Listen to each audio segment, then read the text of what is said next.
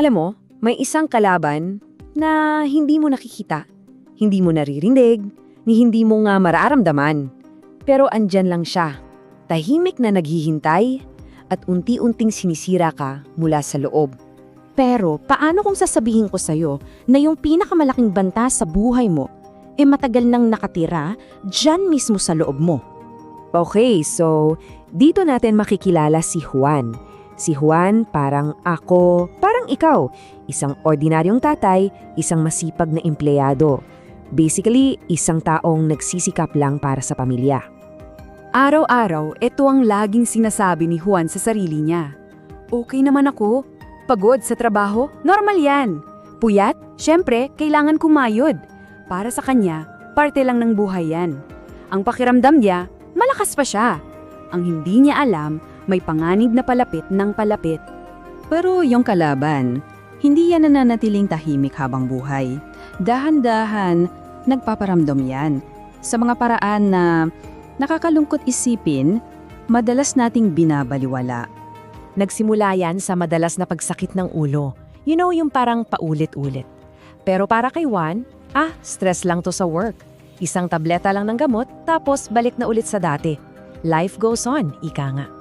Hanggang isang hapon, habang naglalakad siya pa uwi, bigla na lang umikot ang paningin niya. Isang matinding pagkahilo.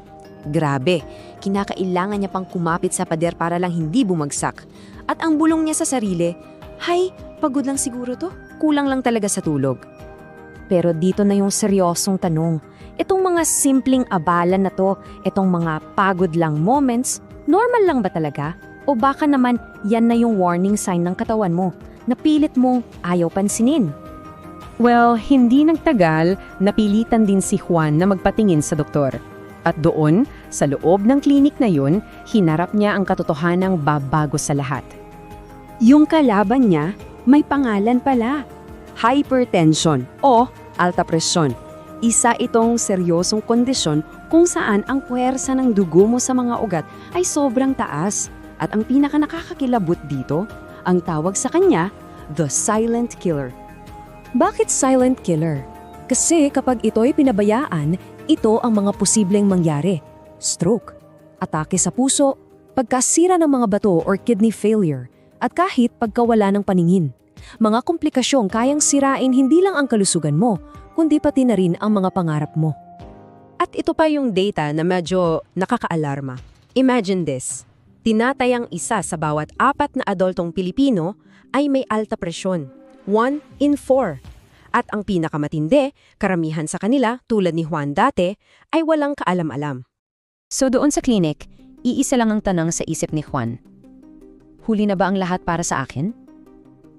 At yan din ang tanong na dapat nating itanong sa ating mga sarili ngayon. Huli na ba ang lahat para sa atin? Ang sagot ay isang malaking hindi. Hindi pa huli ang lahat, okay? May pag-asa. May mga paraan para labanan ang silent killer na to. At mayroong 3 haligi na siyang magiging gabay natin sa laban na ito.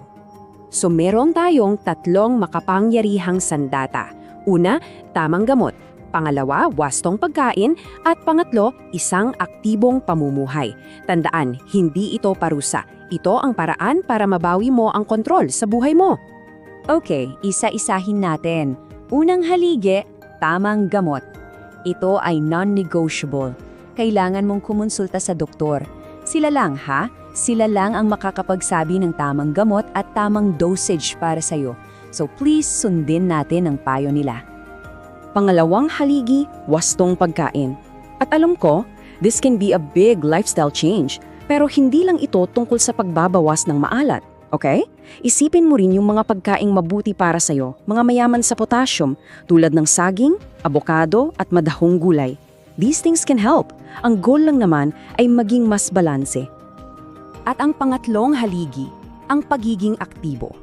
At relax, hindi mo kailangang maging bodybuilder o mag-gym araw-araw. Kahit yung simpleng paglalakad, pagbibisikleta, o kahit pagsasayaw sa bahay. Basta't ginagawa ng regular, grabe, ang laking tulong niyan sa puso mo at sa iyong pangkalahatang palusugan. Sa pagsunod sa 3 haliging ito, hindi lang nakontrol ni Juan ang kanyang alta presyon. Nagsimula siya ng isang, bagong kabanata sa kanyang buhay. Isang buhay na mas malusog at promise, mas makabuluhan. Ito na si Juan ngayon, mas masigla, mas malakas, at ang pinaka-importante sa lahat, mas masaya. Dahil hawak na niya ulit ang kontrol sa kanyang kalusugan, mas marami na siyang oras at lakas na maibibigay para sa kanyang pamilya. At yung aral sa kwento ni Juan, para sa ating lahat yan. Ang diagnosis ng alta presyon, hindi yan isang hatol o isang death sentence. Isa itong wake-up call. Gaya nga ng sabi mismo ni Juan, hindi ito katapusan, ito ay isang bagong simula. Sana'y naging inspirasyon sa inyo ang kwento ni Juan. Tandaan ang kaalaman ang ating unang depensa. Thank you for watching Carl Preza. Don't forget to like, share, and subscribe for more practical health tips. Stay informed, stay healthy.